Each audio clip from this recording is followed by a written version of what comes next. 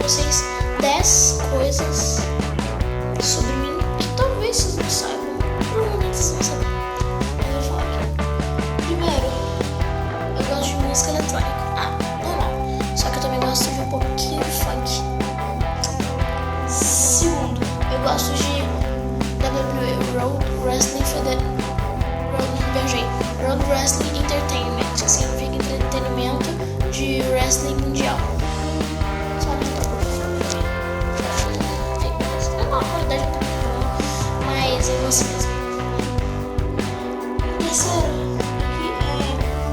eu já tive outro canal sem ser o Pepperoni Nutella, que era o antigo JP. Estou pensando no nome do canal para JP. Mas então, o nome daquele canal era Luiz Gamer 86. 4. A minha comida preferida é empadão. 5. Eu curto salada. 6. A minha língua preferida é inglês. 7. Minha bebida preferida é Pepsi. Tipo, se tiver Coca, Guaraná, Fanta ou Pepsi, eu prefiro beber Pepsi. Qualquer situação, qualquer comida pode ser Pepsi. 8. O foco do meu canal, esse que eu posto vídeos, era memes. Memes, aqueles make-vinezinhos que ficam famosos na internet.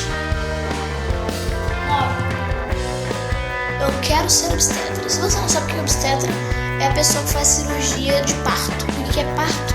É quando a criança vai nascer. E 10. Eu já fui meio dark. Teve uma época que ninguém pegou, ninguém, assim, nem minha família pegou, mas eu fui meio dark, que eu ficava meio triste, assim, de vez em quando, o tempo todo, só usava touca, e eu era sempre pra baixo, mas essa época já acabou, graças a Deus, eu me sinto muito melhor agora, né?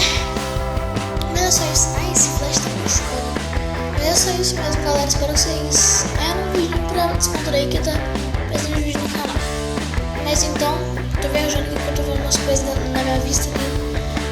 Mas então é isso mesmo. Espero que vocês tenham gostado. Mesmo sendo um vídeo pequenininho, pode ter uma continuação, porque não é só isso que aconteceu na minha vida, não. Porque tem mais 10 coisas, tem mais 10, mais 10. Se vocês gostarem, se chegam, sei lá, acho que eu vou fazer por querer mesmo.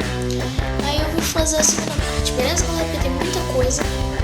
Galera, um pessoalzinho, gente pequena, meu públicozinho bem pequenininho que eu tenho.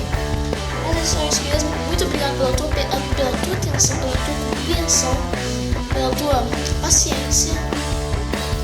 E se você assistiu o vídeo até o final e não se importou com a qualidade, eu gosto de você. Você me motiva cada dia, cada vez mais a postar vídeo e tal.